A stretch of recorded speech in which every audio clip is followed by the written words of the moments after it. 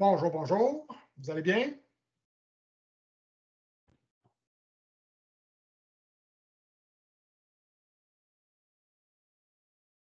Bonjour. Est-ce qu'il y a quelqu'un qui est en ligne? Oui, donc parfait, excellent. Donc, on va patienter encore un petit 5 minutes et on va débuter précisément à 17h30. Donc, je vous reviens avec quelques consignes d'usage dans quelques minutes. On va laisser aux gens qui se sont inscrits et qui veulent se joindre à nous là, le temps afin de débuter à l'heure précise annoncée pour le webinaire qui était 17h30.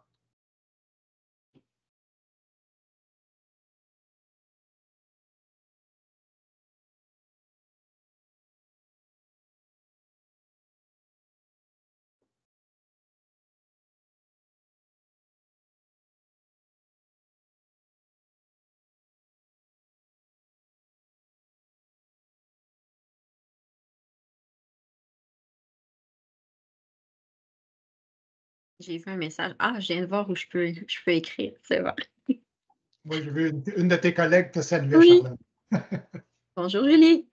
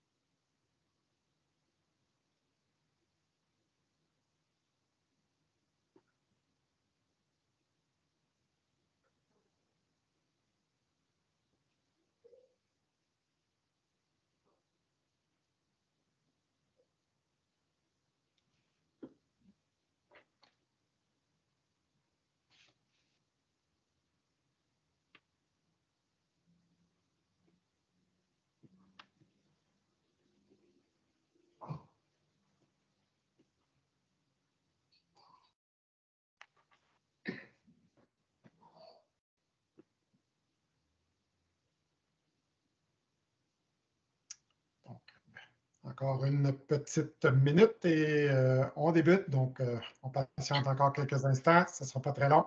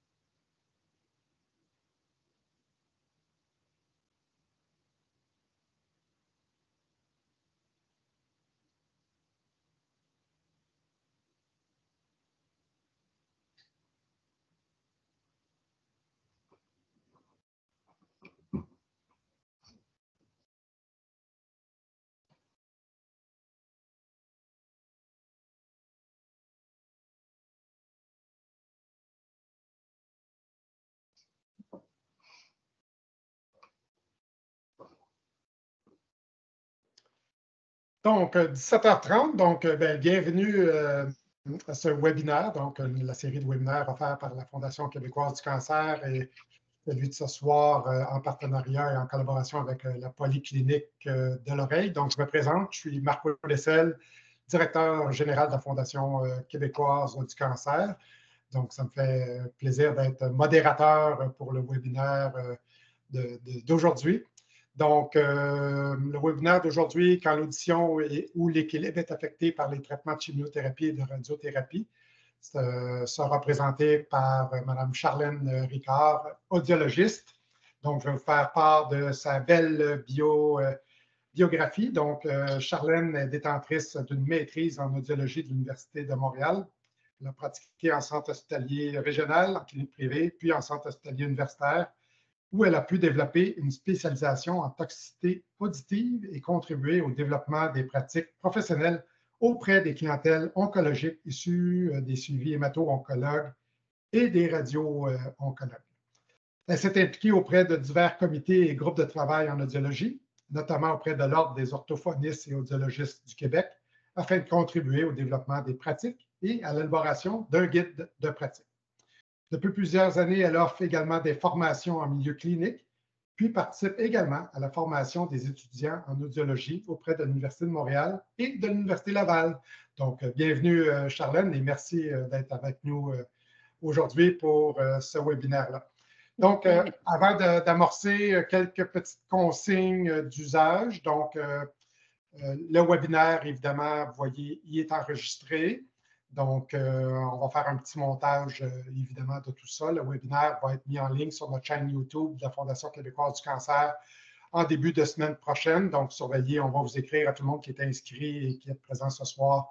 On va vous envoyer le lien et, bien entendu, le public va pouvoir consulter ça durant la prochaine année à cet égard-là. Donc, toujours un grand plaisir. Donc, l'auditoire en direct n'est jamais super important en soi. Ce qui est important, c'est vraiment la captation et ensuite de permettre la rediffusion, bien entendu. Donc, sans plus tarder, j'amorce une petite présentation très brève là, de quelques minutes sur la Fondation québécoise du cancer. Donc, Fondation québécoise du cancer, on va célébrer cette année, en 2024, notre 45e anniversaire, donc au mois de septembre. Donc, les services de la Fondation québécoise se retrouvent sur cette page-là. Donc, vraiment, des services d'information qui vont prendre la forme de documentation. Là. Donc, on a une équipe de 3 documentalistes qui tiennent à jour l'ensemble des ouvrages écrits papier, écrits électroniques qu'on peut faire parvenir à la maison pour les personnes qui recherchent des thématiques en lien avec le cancer. Tout également les services professionnels de la Fondation québécoise du cancer. Donc, on a une multitude de professionnels issus du réseau de la santé. Là, on va parler d'infirmières, d'intervenants sociaux, sexologues, nutritionnistes, psychologues.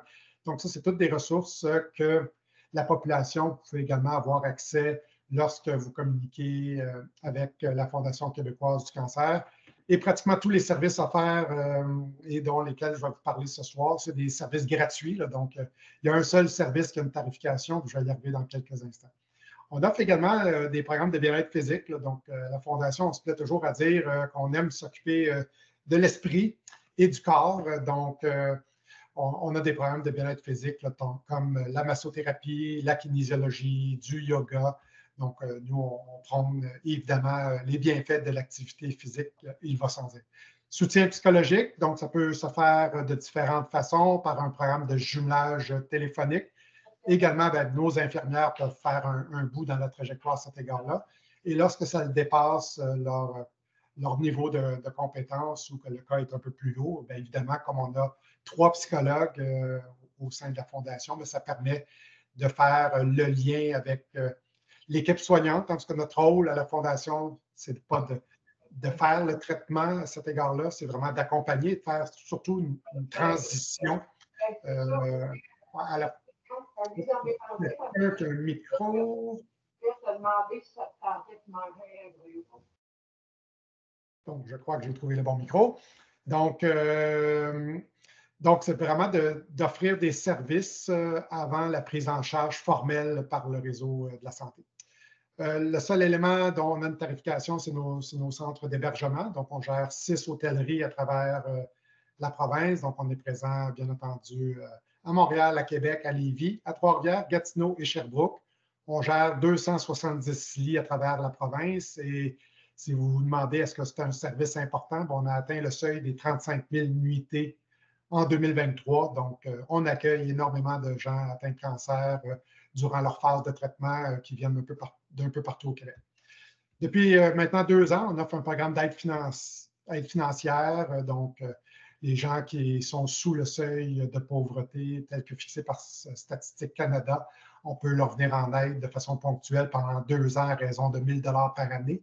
Et également, on a un partenariat avec Juripop pour offrir des services juridiques, donc des services d'avocat ou de notaire lors de certaines situations pour les personnes atteintes d'un cancer. On a un programme qui s'appelle le programme Félix, donc pour les jeunes 15-39 ans qui vivent des réalités particulières en lien avec le cancer. Les sujets, les thématiques ne sont pas les mêmes lorsqu'on est tout jeune versus quand on est plus âgé. On va parler sexualité, on va parler d'assurance invalidité, des assurances vie, donc des sujets vraiment qui touchent une clientèle un peu plus jeune. Et le dernier service, c'est pour les gens qui sont un peu plus autonomes, qui aiment trouver l'information par eux-mêmes. Donc, on a une espèce de Google sur le cancer, qui est notre répertoire des ressources en ligne.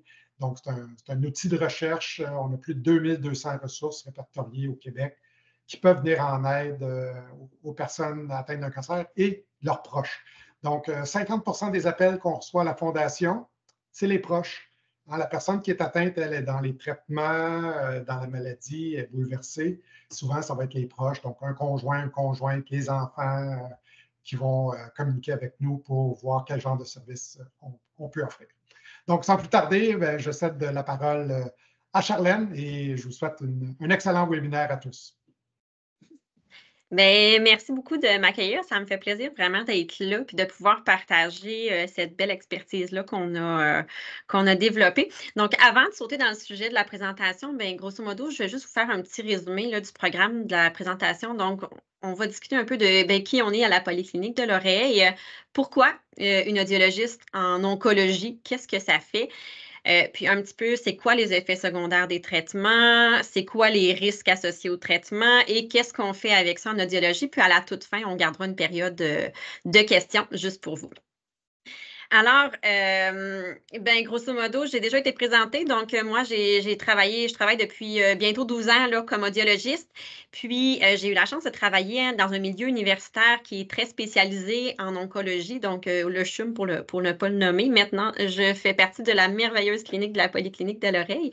Et à travers mon parcours professionnel, j'ai pu rencontrer des équipes de soins, des patients extraordinaires, puis j'ai eu la chance de développer cette expertise-là. Puis, c'est un peu ça là, que je vais partager avec vous ce soir.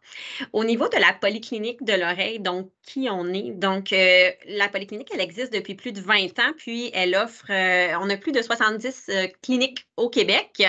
Et dans ces cliniques-là se trouvent plus de 47 audiologistes qui travaillent ensemble. Et quand on dit travailler ensemble, bien, la beauté de notre réseau clinique, ça vient de l'union et de la collaboration de 3 grandes équipes. Donc, on a un service sous le même toit d'audiologistes, d'un médecin ORL et d'audioprothésistes, ce qui nous permet d'obtenir un service puis un continuum de soins pour nos patients, tous à la même place, des fois sur des périodes combinées.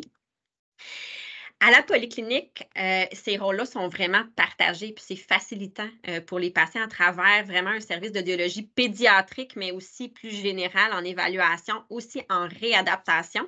Donc, on va aller offrir des services aussi, pas juste en évaluation auditive, mais en acouphène pour traiter certaines hypersensibilités auditives, faire des réadaptations auditives.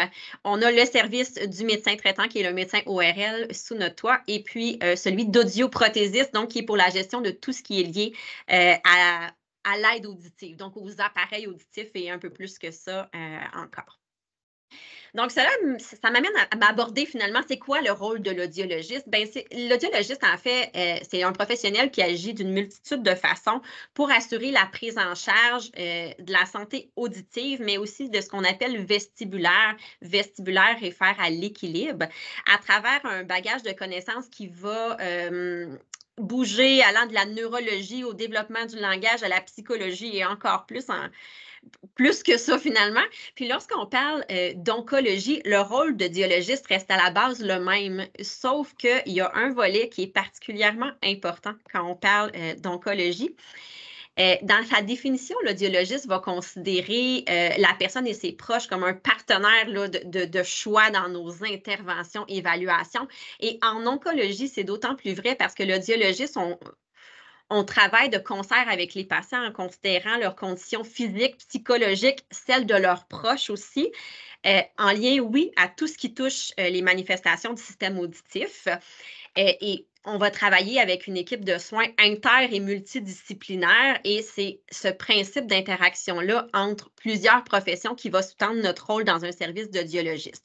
Parce que l'équipe de soins, c'est pas juste un médecin, un patient, mais c'est un hémato-oncologue, un radio-oncologue, une infirmière pivot, un psychologue, une orthophoniste, une nutritionniste, une physiothérapeute et encore plus que ça. Donc, c'est vraiment une équipe de partenaires de soins qui aident le patient à cheminer et l'audiologiste en fait de plus en plus partie depuis quelques années. Et dans cette équipe-là, mais pourquoi il devrait y avoir une audiologiste? En fait, souvent, quand on parle d'une audiologiste en oncologie, on se retrouve face à beaucoup de questionnements.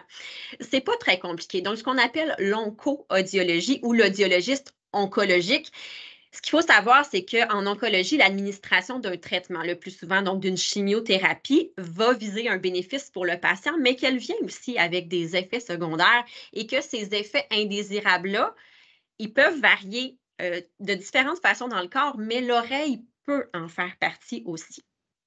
Donc, les objectifs du webinaire vont vous permettre de répondre un peu à savoir, est-ce que je suis à risque, premièrement, de présenter des problèmes sur ma santé auditive à cause de mes traitements? C'est quoi les traitements qui peuvent présenter un risque? Qu'est-ce qu'on peut faire pour prévenir l'apparition de manifestations sur ma santé auditive? Et qu'est-ce que l'audiologiste fait de façon un petit peu plus précise? Donc, ça, c'est quelque chose auquel on va tenter de répondre tout au long de cette présentation-là. Et s'il reste des questions à la fin, bien, ça va me faire plaisir d'y répondre. Pour bien comprendre ce qui va suivre, je vais juste vous faire une petite initiation très rapide à l'anatomie de l'oreille humaine. Donc, c'est pas compliqué. L'oreille se divise en 3 grandes parties. Donc, on a la partie qu'on appelle l'oreille externe, parce que vous allez voir, je vais faire référence à certaines structures. Donc, l'oreille externe, c'est le pavillon de l'oreille et le conduit auditif jusqu'au tympan. À partir du tympan, on tombe dans la portion qu'on appelle de l'oreille moyenne. Donc, l'oreille moyenne, comme on voit sur l'image, elle contient le tympan, les 3 petits osselets qu'on connaît sous ceux qui font des mots croisés, les connaissent bien, le marteau, l'enclume et l'étrier. On a la cavité du tympan, puis aussi la trompe d'Eustache qui permet d'aérer l'oreille tout simplement. Donc, c'est ce petit conduit-là qui, quand on baille, quand on mâche, quand on avale, va ouvrir pour faire entrer de l'air dans l'oreille finalement. Et une des parties très importantes pour la suite, c'est la portion de l'oreille interne. Donc, vous voyez, il y a une espèce comme un petit escargot dans l'oreille.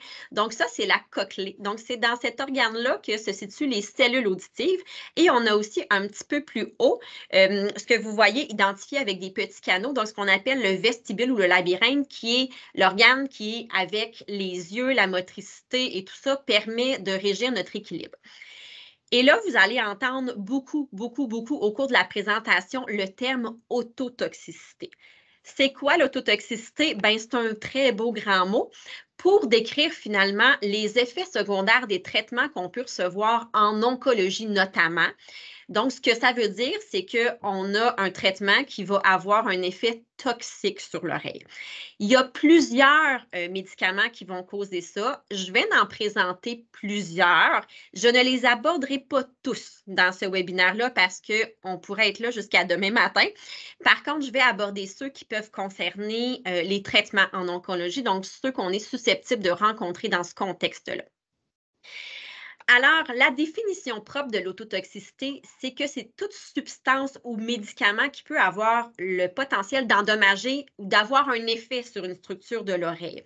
Et cet effet-là, on peut avoir des produits chimiques qui sont autotoxiques aussi, mais nous, on va faire référence aux médicaments. Donc, on a des effets qui peuvent être qu'on appelle cochléotoxiques. Donc, c'est vraiment les cellules auditives qui vont être affectées. Et on a aussi des effets vestibulotoxiques. Donc, ça, c'est quand l'organe de l'équilibre est affecté. On va parler juste d'autotoxicité en général parce que ça regroupe ces deux termes-là. Ce qu'il faut savoir en oncologie, c'est qu'il y a des risques d'avoir des effets. Et le mot temporaire et permanent est très, très, très important. Donc, on peut avoir des effets qui sont temporaires, mais aussi des effets permanents. par exemple, je prends l'exemple d'un médicament qu'on peut prendre qui va engendrer de l'hypertension artérielle. Quand on arrête les médicaments, ça se peut que ça arrête, donc on a un effet temporaire, mais en oncologie, on parle aussi de permanence, de manifestation. On va aborder 2 grands traitements de radiothérapie en oncologie, je veux dire, donc la chimiothérapie et la radiothérapie, parce que c'est essentiellement ceux-là qui concernent ce dont on va traiter. Évidemment, il y a d'autres traitements, donc il y a des gens qui ont des chirurgies, des curie-thérapies, des hormonothérapies, qui, celles-là, ne seront pas abordées, par contre, dans la présentation. C'est quoi une chimiothérapie? C'est pas compliqué. C'est qu'on utilise un médicament pour empêcher les cellules cancéreuses de se multiplier ou pour les détruire tout simplement. Et on a une radiothérapie qui, elle, est par l'utilisation de rayons d'irradiation qu'on va aller détruire les cellules cancéreuses tout simplement. Donc, c'est un peu en résumé rapidement là, ce dont on va traiter. Et c'est quoi ces fameux effets secondaires-là qui peuvent être sous-tendus par les traitements en oncologie? Il y en a plusieurs. Je vais vous les présenter brièvement, mais on les détaillera un petit peu plus en profondeur, plus vers la fin de la présentation. Donc, brièvement, on peut voir apparaître des baisses auditives, donc ce qu'on appelle communément des surdités, donc partielles généralement. On peut voir apparaître des acouphènes ou des augmentations d'acouphènes qui étaient déjà préexistants.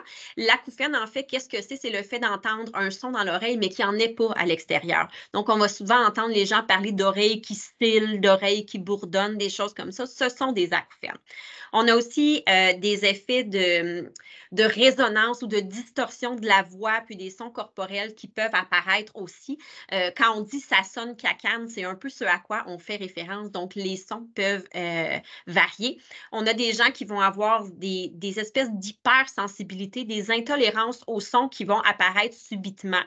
Il y a des gens qui vont avoir des problèmes d'équilibre, littéralement, à cause des traitements, donc des vertiges ou des choses comme ça. C'est sûr que, petit bémol, au niveau des étourdissements et des vertiges, il y a souvent autre chose qui peut l'expliquer, mais on peut avoir des effets sur l'organe de l'oreille. Évidemment, il y en a d'autres aussi. Et ces effets-là peuvent être permanents, mais peuvent être transitoires. Et ces fameux traitements-là qui présentent un risque, c'est lesquels? Là, je mets un petit bémol. Quand on parle de risque, donc c'est un potentiel que ça puisse arriver. Donc, ce n'est pas la certitude que parce qu'on prend un médicament, ça va arriver. C'est un « ça se pourrait que », tout simplement. Et il faut comprendre que les risques de présenter de l'autotoxicité, donc des manifestations auditives liées au traitement, ça dépend d'une panoplie de facteurs. Et dans ces 3 grands facteurs-là, on a premièrement le site de lésion. Donc, c'est quoi le cancer? C'est-tu un cancer du poumon? C'est-tu un cancer de la gorge? C'est quoi le type de lésion? Là, dans le jargon scientifique, c'est-tu un carcinome? C'est-tu un adénocarcinome? C'est-tu un lymphome ou autre chose?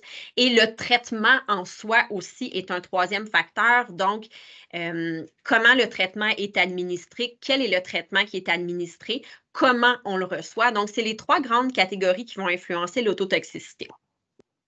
Le site de lésion. Alors, premièrement, le site de lésion, il faut savoir que quand on reçoit une chimiothérapie va avoir un effet qu'on appelle corporel. C'est que le médicament va être diffusé dans tout le corps aussi. Donc, ce n'est pas parce qu'on se fait traiter un cancer du rein qu'on ne peut pas avoir d'effet sur les oreilles, même si on est loin, parce que le traitement, il est ce qu'on appelle systémique.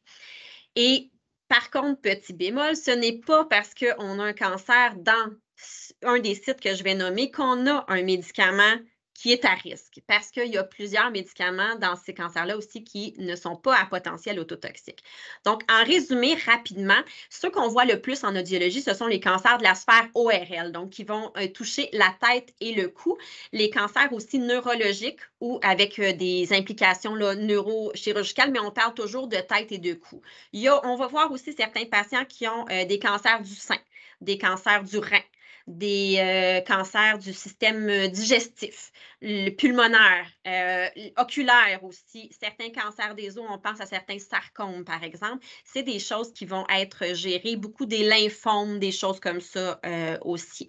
Donc, ça résume à peu près dans quel site de lésion, mais comme je vous dis, en audiologie, c'est vraiment la sphère ORL souvent qui est vue parce que les implications sont très proximales à l'oreille. Évidemment, ben, la médication va varier selon le site de lésion, mais elle va varier selon aussi la nature du cancer et c'est de l'analyse médicale finalement qui va en découler un choix de traitement qui n'est pas fait en audiologie, pas du tout. Donc, ce ne sont pas nous, c'est l'équipe d'hémato-oncologie, de radio-oncologie qui décide des traitements. Et petit rappel, une fois de plus, parce que c'est important, ce n'est pas parce qu'on prend une médication à risque qu'on va avoir un effet indésirable auditif, bien important de se rappeler. Donc, c'est quoi ces fameux médicaments-là?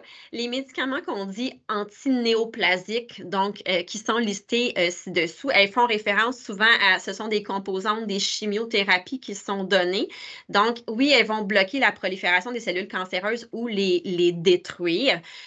Comme je vous disais, je ne les ai pas tous listés, mais ce sont les principaux qu'on va voir là, ici. Et dans les médicaments les plus à risque qu'on va retrouver, je vous dirais que le pire, c'est le cisplatin ou cisplatine, suivi ensuite en termes de risque du carboplatine. Et les platines, en général, font partie de ceux qui ont le plus de potentiel ototoxique.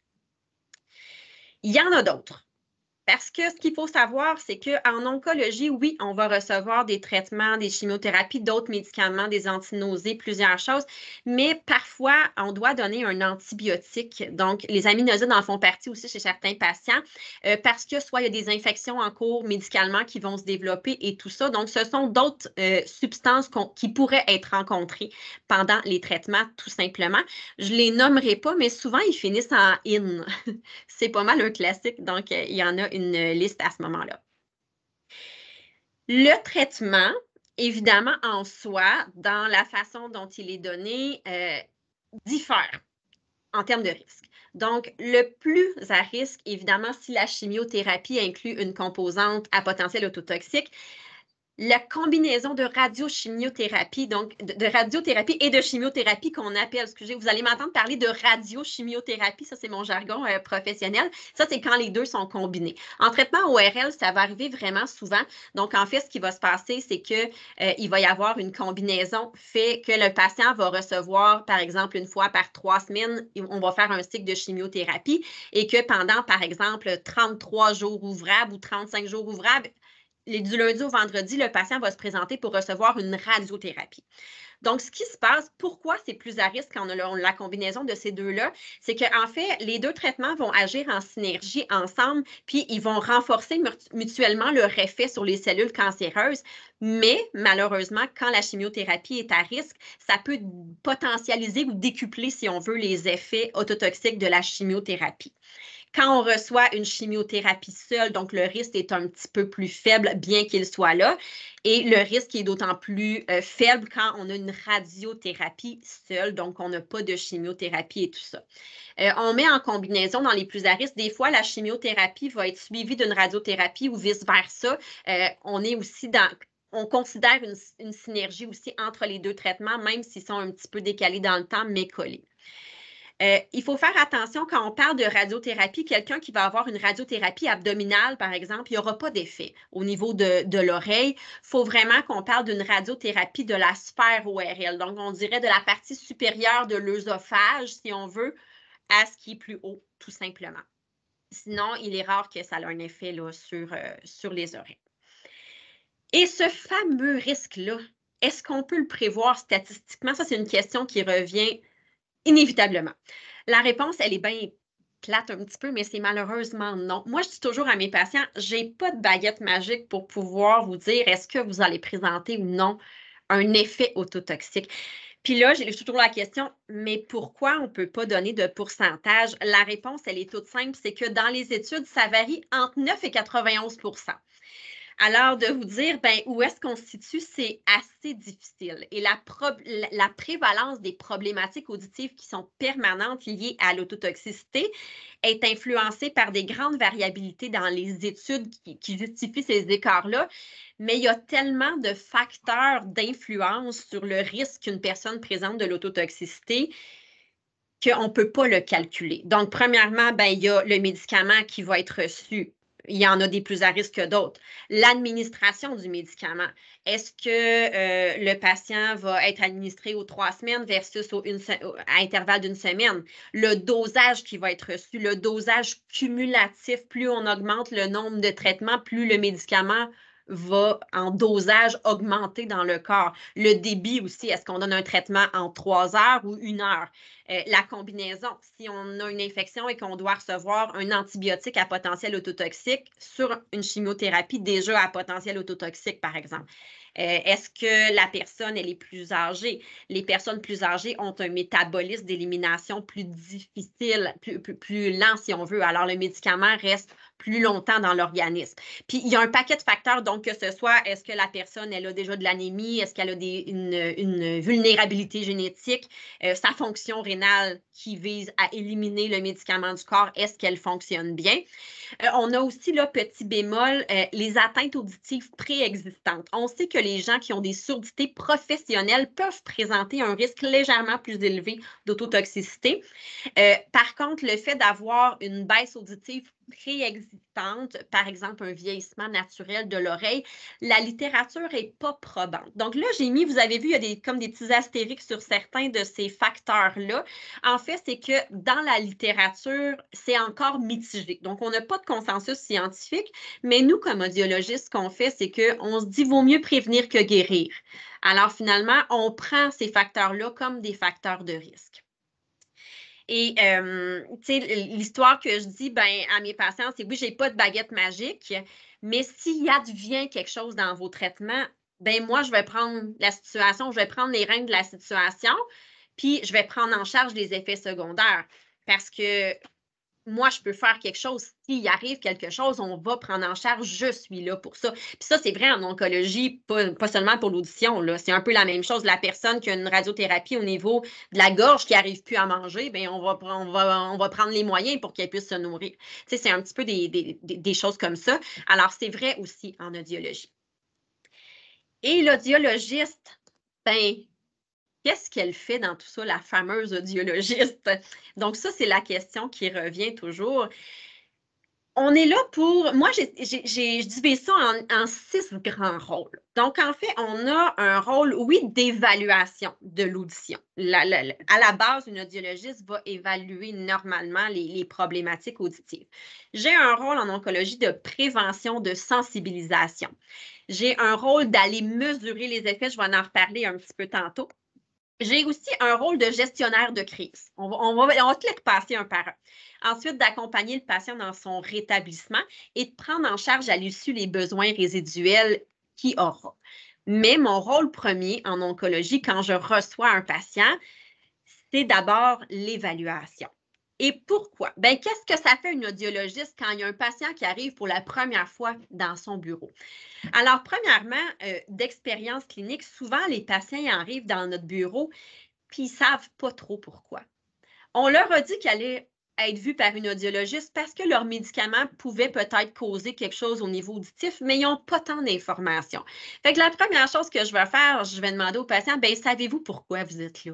Puis quand ils disent oui, on va définir un petit peu. Donc, l'objectif, c'est de leur expliquer pourquoi l'examen a été demandé. En fait, ce n'est pas sorcier. La vraie réponse, c'est pourquoi je vois une audiologiste, je n'ai même pas commencé mes traitements. Alors là, et mon rôle, c'est que l'audiologiste, c'est qu'aujourd'hui, on va faire un bilan de base pour aller voir votre audition actuellement, elle est où?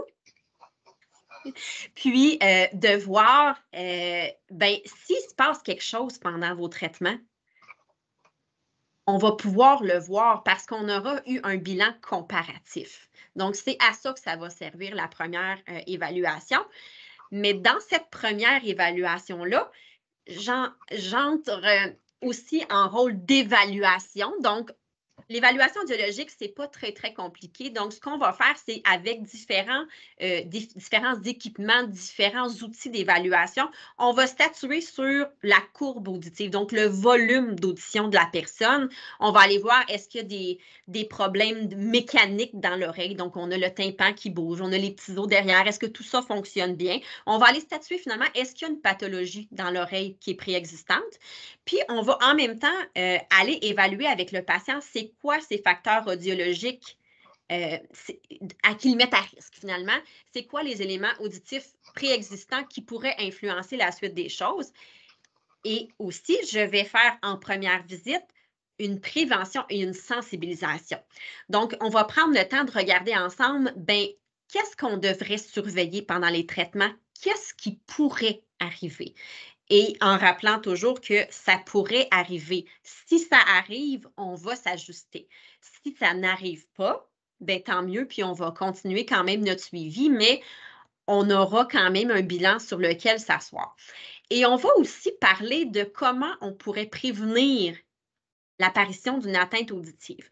Il n'y a pas énormément de choses qu'on peut faire parce que si un patient a à présenter de l'ototoxicité, il va le présenter généralement. Donc, c'est pour ça qu'on va faire aussi des suivis. Souvent, après le premier cycle de traitement, on va d'emblée revoir le patient pour voir, ben, est-ce qu'il y a des symptômes qui sont apparus?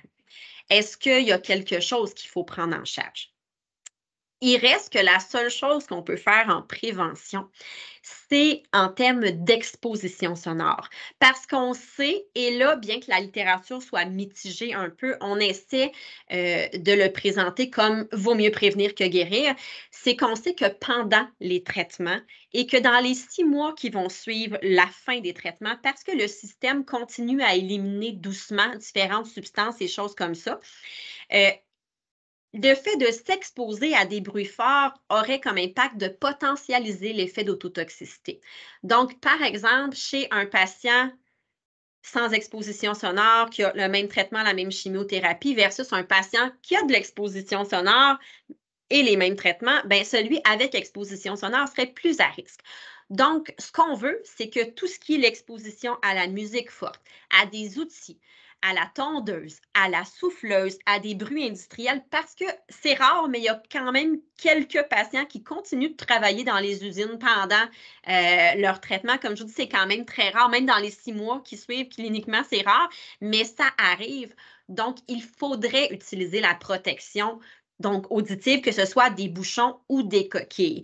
Mais petit bémol, entre vous et moi, qu'on ait des traitements ou pas, on devrait utiliser de la protection dans ces contextes-là.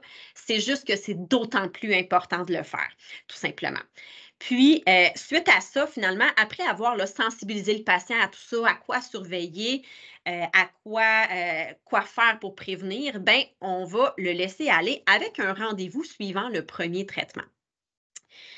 Et dans les prochaines visites, là, entre notre rôle de mesurer les effets. Donc, on va aller constater l'apparition, la modification ou bien l'absence de nouveaux symptômes qu'on décrit plus comme des manifestations auditives. Donc, ce qu'on va faire, c'est qu'on va aller refaire un bilan en oncologie. On va discuter avec le patient à savoir, suite à votre premier traitement de chimiothérapie, suite au début des traitements de radiothérapie, est-ce que il y a des nouvelles choses qui sont apparues et des nouvelles choses qui sont temporaires, mais aussi permanentes.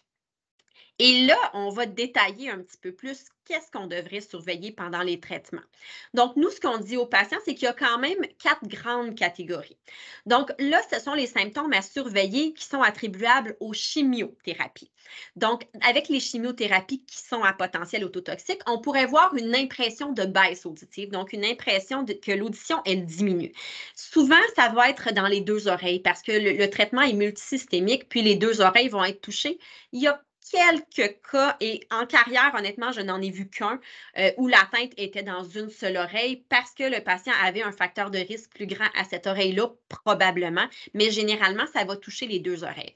Et comment les gens vont s'en apercevoir au quotidien? Bien, c'est que soudainement, ils vont augmenter un peu plus le volume de la télé. Au téléphone, on a un petit peu plus de misère à comprendre les gens. Qu'on va effectuer des demandes de répétition à la maison, dans les soins. On a besoin de faire répéter quand on est en groupe, qu'il y a plusieurs personnes, dans la salle d'attente, ben, on comprend moins bien. Des fois, on entend, mais on ne comprend pas ce qui est dit. L'effet de distorsion, que les sons vont sonner un petit peu plus cacane, les sons extérieurs, les sons corporels, que ce soit ma propre voix, ces choses-là. Beaucoup aussi de cas de ce qu'on appelle un peu d'hypersensibilité à certains sons. Classiquement, là, ce qu'on voit, c'est que la tolérance va être moins grande. C'est qu'il y a des sons, surtout les sons aigus, qui vont devenir agressants pour les patients alors qu'ils ne l'étaient pas avant. Et ça, c'est un signe qu'il y a une baisse auditive rapide. Il y a aussi des gens qui vont parler, qui ont l'impression d'avoir les oreilles bouchées ou les oreilles voilées, puis ça peut tout être des manifestations d'une baisse auditive. Le symptôme le plus fréquent, donc, c'est l'apparition ou l'augmentation d'un acouphène. Et cela, j'en parle, puis je le dis souvent à mes patients. Ça se peut qu'après votre chimiothérapie, vous ayez des sifflements d'oreilles pendant 1 heure. Est-ce que c'est important? Oui. Parce que souvent, c'est le signe qu'il s'est passé quelque chose de temporaire dans votre oreille. Et souvent, quand on voit les patients qui ont eu des symptômes puis que c'est revenu, quand on fait les tests auditifs, on se rend compte qu'on commence à avoir une baisse auditive. Donc, ce qui se passe souvent, c'est qu'après le 2e cycle, là, les patients, ils font comme « Oh, mon audition, elle a baissé. Oh, là, les oreilles me scellent tout le temps. » Alors ça, c'est vraiment des cas classiques. C'est pour ça qu'on revoit les patients dès le 1er cycle de chimiothérapie parce que des fois, il y a des manifestations qui ont été transitoires, qui ont été temporaires, qui sont parties. Et on s'entend-tu quand vous et moi, les oreilles m'ont scellé 1 heure, on a-tu d'autres préoccupations pendant les traitements de radiochimiothérapie que ça? Oui, mais c'est important parce qu'on peut prévenir des choses pour la suite.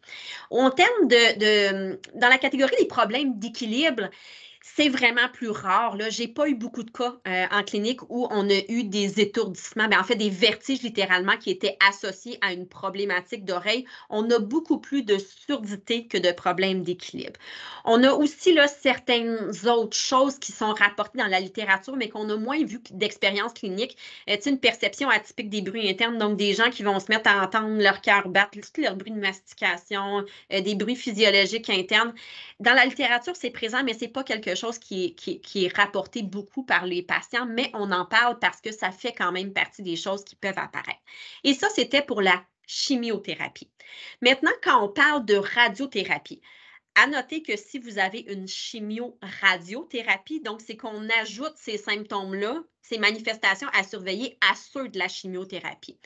Par contre, ce qu'on va voir qui est vraiment propre à la radiothérapie, c'est que quand l'irradiation touche une structure directement dans l'oreille, que ce soit par exemple une irradiation de ce qu'on appelle un schwannome, donc des petites masses qui vont se développer directement sur le nerf auditif ou sur une zone vraiment très, très près de l'oreille, il est fréquent qu'on ait des baisses auditives qui soient permanentes. Par contre, quand on traite un cancer, par exemple, de la base de la langue, de l'amygdale, de ce qu'on appelle le nez, finalement, les structures à l'arrière, l'oropharynx, la bouche, tout ça. Généralement, on va avoir une irradiation qui n'est pas directe à l'oreille. Mais ce qu'on sait, c'est que le champ d'irradiation peut quand même impliquer certaines structures de l'oreille. Théoriquement, quand il y a une irradiation directe à l'oreille, on pourrait voir apparaître ce qu'on appelle des nécroses au niveau de l'os, donc de l'os du crâne ou des petites structures de l'oreille. C'est surtout vrai dans les irradiations pédiatriques. Donc, nous, en adultes, on va rarement se rendre là, honnêtement. Ce qu'on va surtout voir chez l'adulte, par exemple, dans le traitement des cancers de la sphère ORL, c'est qu'on va voir l'apparition de problèmes d'aération d'oreille. Donc, on parlait tantôt de la trompe d'Eustache, du fameux petit conduit qui relie l'arrière du nez de la gorge à l'oreille puis qui aère l'oreille. Bien, ce qui se passe, c'est que souvent, à cause des modifications structurelles, ben, ça va fonctionner un petit peu moins bien. L'oreille va être moins bien aérée. Ce qui se passe dans ce temps-là, c'est qu'il va se créer une espèce de pression négative qu'on appelle dans l'oreille, comme si le tympan était un petit peu suctionné vers l'intérieur de l'oreille et ça va donner des sensations d'oreille bouchée ou de pression dans les oreilles. Ça peut amener des douleurs. Et quand même souvent, en radiothérapie de la tête et du cou, ça va se terminer en otite. Pas en otite qui va nécessairement être infecté. Une otite, ce que c'est par définition, c'est qu'il y a de l'apparition de liquide qui va se faire dans la cavité de l'oreille moyenne où habituellement c'est de l'air. Souvent, ce liquide-là, chez les petits-enfants, on voit qu'on doit leur donner des antibiotiques parce que ça s'infecte. Ça, c'est ce qu'on appelle une otite moyenne aiguë. Nous, on parle plus en oncologie d'otite moyenne séreuse. Donc, ce que ça veut dire, c'est qu'il y a du liquide derrière le tympan qui apparaît, mais que ce n'est pas infecté. Donc, on n'a pas besoin d'antibiotiques ou de choses comme ça. Et c'est vraiment les modifications structurelles de la tête et du cou qui vont amener l'apparition de liquide dans les oreilles. Et cette apparition de liquide-là dans les oreilles va faire qu'on va avoir des baisses auditives temporaires, un peu comme si on entendait comme quand on avait la tête en dessous de l'eau, finalement, mais à différents degrés. Donc, ça, c'est très, très fréquent, surtout dans les irradiations de tout ce qui est amygdale, base de la langue, le pharynx, le nez, les parotides aussi. Ça, c'est très, très fréquent qu'on va voir apparaître là, ces problématiques-là. Je vous dirais, c'est 40% dans les traitements de la sphère ORL des patients qui vont avoir là, des problèmes comme ça. Il va y aussi avoir une rigidité du tympan qui va apparaître des fois. Puis, bien, à tout ça peut s'amener de façon secondaire si on a des problèmes de congestion dans l'oreille, qu'il y a du liquide qui est apparu. Ça peut amener ça aussi des baisses auditives et de l'acouphène. Fait que c'est les symptômes qui sont à surveiller, tout simplement. Et ces symptômes-là, bien, ils peuvent apparaître pendant quelques mois, même jusqu'à 2 ans suivant la fin des traitements. La réalité en audiologie, c'est que cliniquement, ce qu'on voit, c'est que les symptômes chez les patients vont apparaître, je vous dirais, le plus souvent dans le 1 à 3 mois, suivant la fin des traitements. Parfois jusqu'à 6 mois, j'ai eu une seule personne que j'ai pu voir en clinique qui, après 1 an, avait encore eu des détériorations suite à ça. Et encore là, est-ce qu'il y avait d'autres facteurs contributifs? Ça se peut. Mais pendant les traitements, c'est très important de se soucier de tout symptôme qui est temporaire ou permanent. Il ne faut pas en négliger, tout simplement. Le moindre petite chose que je dis aux patients, la moindre petite douleur d'oreille, la moindre petite silement, la moindre petite baisse auditive, même si ça revient que ça dure 5 minutes, que ça dure 10 minutes, ça dure 1 heure, c'est important de venir voir l'audiologiste. Fait que moi, quand le patient il quitte, il connaît les moyens pour se tourner vers le service d'audiologie, il sait comment me contacter et il sait ce qu'il doit surveiller. Donc, le patient a aussi cette responsabilité-là qui est entre ses mains de ne rien négliger. Et d'emblée, avant, on laissait partir les patients après le premier, puis en disant, bien, rappelez-nous si vous avez besoin.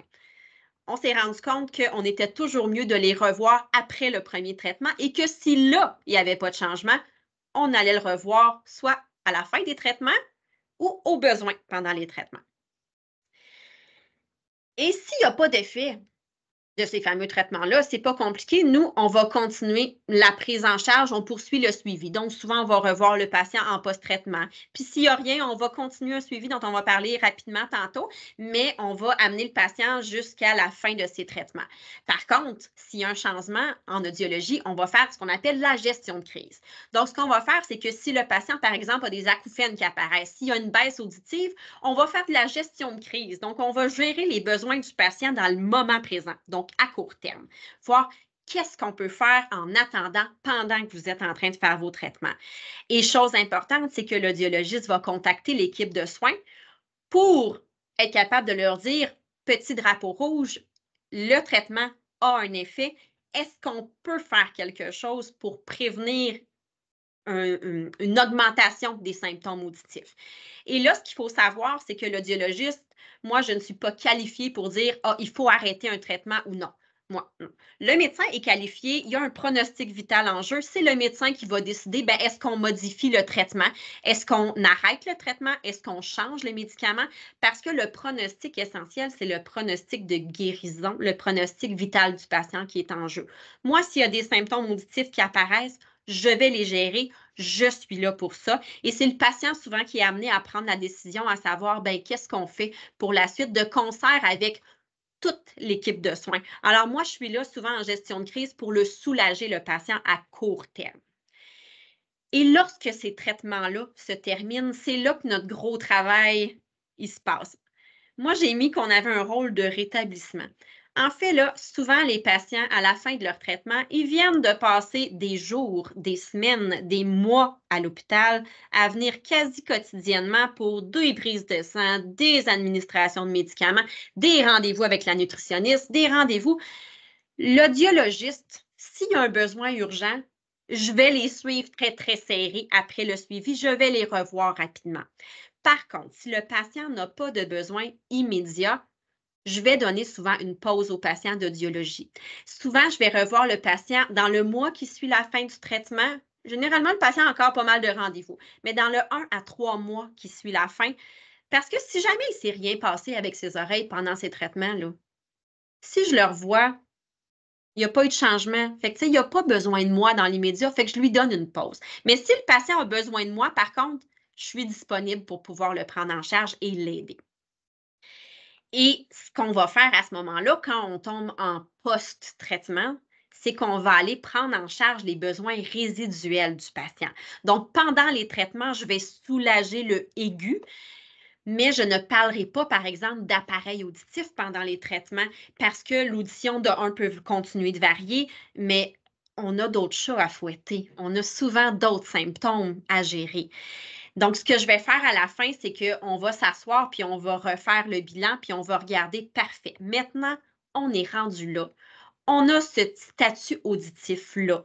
On a ces symptômes-là qui persistent. Qu'est-ce qu'on fait? Donc, on va impliquer le patient et aussi souvent son entourage, puis on va aller voir, bon, est-ce qu'on a besoin de moyens de suppléance à l'audition, que ce soit des appareils auditifs? Est-ce qu'on a besoin d'aller chercher des systèmes de plus pour la télé, pour le téléphone? Est-ce qu'on a besoin de faire un enseignement aux stratégies de communication? Est-ce qu'on a besoin de référer en centre de réadaptation pour gérer les problématiques? Est-ce qu'on a besoin de services pour gérer l'acouphène qui peut rester, qui parfois peut être un peu dérangeant? Est-ce qu'on peut mettre en place des services si le patient a une hypersensibilité à certains sons après les traitements? C'est toutes des choses qu'on peut faire. On va aussi référer à des ORL. Bien, si en fin de traitement, on a un patient qui se trouve avec une otite, bien, on va le référer voir le médecin qui va pouvoir prendre en charge. Est-ce qu'on est face à un patient qui a besoin d'aller vers un psychologue parce qu'il y a un acouphène dérangeant? Est-ce qu'on a besoin de le référer en physiothérapie, en orthophonie pour des raisons? Donc, c'est toutes des choses qui vont être évaluées à la fin puis qui vont nous permettre d'orienter le patient finalement pour vraiment le prendre en charge puis l'accompagner. Moi, je leur dis toujours, moi, je suis là pour vous accompagner. Si vous n'avez pas de besoin, oups, pardon, attendez, j'ai modifié. Si vous n'avez pas de besoin, je suis là en stand-by, puis j'attends que vous me contactiez. Mais si vous avez des besoins, je suis là pour vous accompagner tout simplement. Et on va aussi revoir les patients dans les suivis post-traitement. Donc, ce suivi-là va, qu'il y ait un effet ou pas, souvent, le suivi en oncologie vont se continuer quand même, comme avec d'autres professionnels suivant la fin des traitements. Les patients qui vont avoir une chimiothérapie toute seule, donc pas rien d'autre, souvent, on va les voir 1 à 3 mois après, mais on va les revoir 6 mois après. Parce qu'il peut y avoir dans les 6 premiers mois cliniquement une observation de certains symptômes qui peuvent apparaître en décalage. Quand on a une radiothérapie, une chimiothérapie ensemble ou une radiothérapie seule, on va voir les patients souvent 1 à 3 mois, plus souvent 1 mois post-traitement, 6 mois post-traitement, 12 mois et 24 mois. Évidemment, bien, si le patient il y a une surdité qui est apparue puis qu'on va y mettre des appareils auditifs ou qu'il y a une baisse auditive, on va continuer de le suivre au-delà de ça, comme on le ferait pour un patient normal, si on veut, qui est hors traitement d'oncologie. Mais c'est des choses qui sont vraiment assez récurrentes et de toute façon, souvent, on va combiner, par exemple, le suivi audiologique avec celui de l'orthophoniste et tout ça, puis on va aligner nos flûtes pour réduire le plus possible le nombre de visites. Et c'est ce qui fait, ce qui nous amène finalement au petit mot de la fin. Donc, bien, pourquoi on surveille l'audition? Ce qu'on veut finalement comme audiologiste, c'est qu'on veut être là pour détecter rapidement l'autotoxicité, pour permettre aux patients et à l'équipe qui les soigne de s'ajuster en accord avec c'est quoi les objectifs de traitement de patient, puis c'est quoi ces objectifs en termes de qualité de vie, de maintien de l'autonomie et tout ça. On va prendre en charge rapidement les conséquences et cet accompagnement-là est vraiment personnalisé à chacun des patients en fonction de ses besoins à lui et que ce soit temporaire à court terme ou à long terme s'il y a lieu. Puis évidemment, ben, l'audiologiste va aussi travailler de concert avec l'équipe médicale et ce que j'ai aimé de mes expériences antérieures, c'est qu'il y avait une super collaboration, que ce soit entre les orthophonistes, entre les infirmières, puis vous, même la nutritionniste qui appelait des fois, ben coudonc, aujourd'hui, le patient, je trouve qu'il me fait vraiment répéter. Ça n'arrivait pas avant. peux-tu le revoir? Ben oui, tu sais, on travaille comme ça en équipe, mais l'objectif de toute cette équipe-là, finalement, c'est de travailler dans la même direction pour que l'intervention soit axée sur les besoins du patient, de concert avec le patient aussi. Et c'est ça un peu la philosophie aussi que nous, on a à la polyclinique, c'est qu'on veut aller offrir des suivis qui sont rapides. Donc, nous, c'est facile si on est, par exemple, en cours de traitement, d'obtenir un rendez-vous quand même rapidement avec un professionnel. Et comme on a tous les professionnels au même toit en termes de santé auditive, ben, il y a une tranquillité d'esprit, une facilité d'accès, une simplification des démarches. Puis, ben, c'est sûr que le professionnalisme, l'expertise qu'on a dans la clinique aussi, nous, les professionnels, sont constamment mis à jour, on est constamment en formation parce qu'on veut offrir un service de qualité basé sur les évidences scientifiques qu'on a et c'est ce qui fait la qualité des services qui est offert à la polyclinique parce que ce qu'on veut, c'est vous offrir le meilleur, tout simplement. Et bien, je voulais vous remercier d'avoir été présent là, pour ce webinaire-là. Et si vous avez des questions, donc ça va être le moment de les poser maintenant. Donc, vous avez juste à lever la main et vous pouvez activer votre micro le moment venu.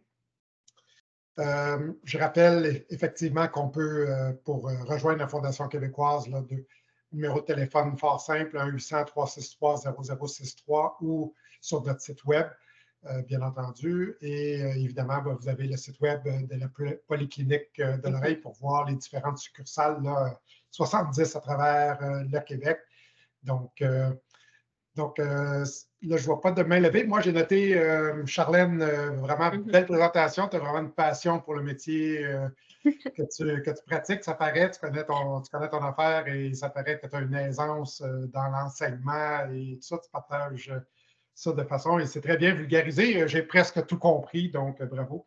Moi, la question que j'ai, c'est dans votre pratique, est-ce que c'est commun, fréquent d'avoir des personnes atteintes d'un cancer dans votre clientèle?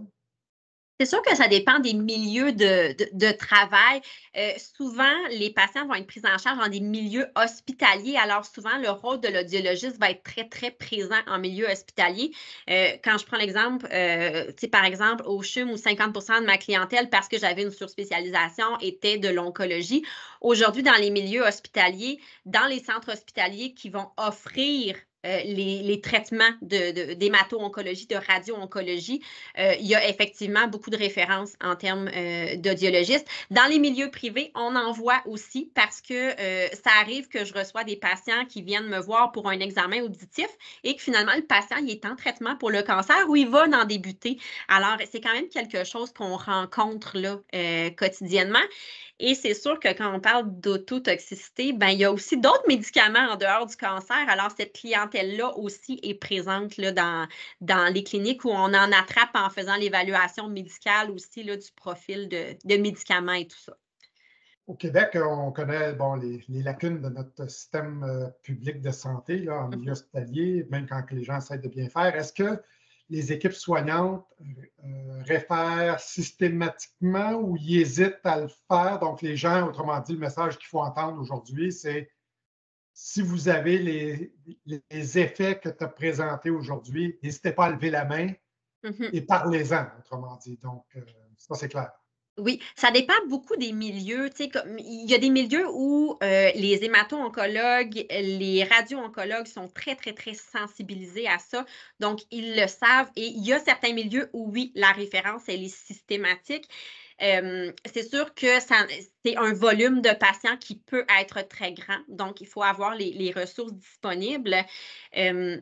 Mais la majorité des patients, quand je pense à la sphère ORL, beaucoup sont traités dans certains centres précis.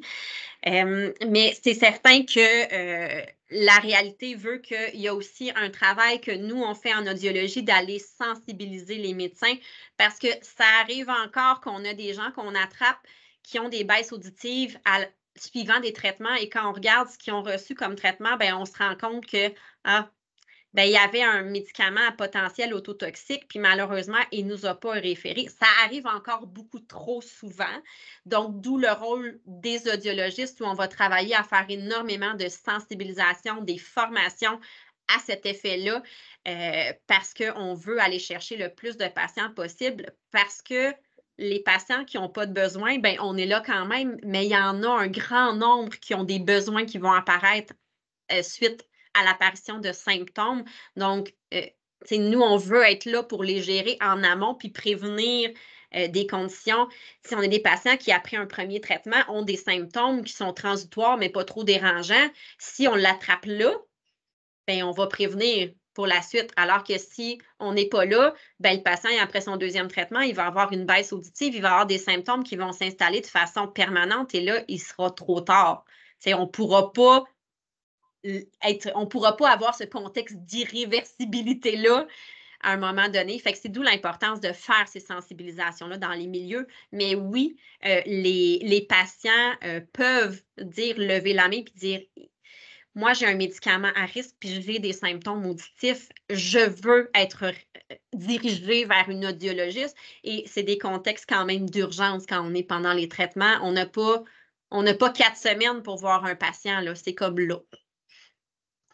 Excellent. Merci beaucoup. Donc, s'il n'y a pas d'autres questions, c'est ainsi que ce webinaire fort intéressant et instructif se termine. Donc, merci à vous tous. Merci encore à toi, Charlène, pour ta super belle présentation, très bien vulgarisée. Et bien entendu, ceux qui voudront réécouter, je vais vous envoyer le lien et ça va être sur notre chaîne YouTube de la Fondation québécoise du cancer dans les prochaines semaines. Donc, merci à vous et bonne fin de soirée. Merci.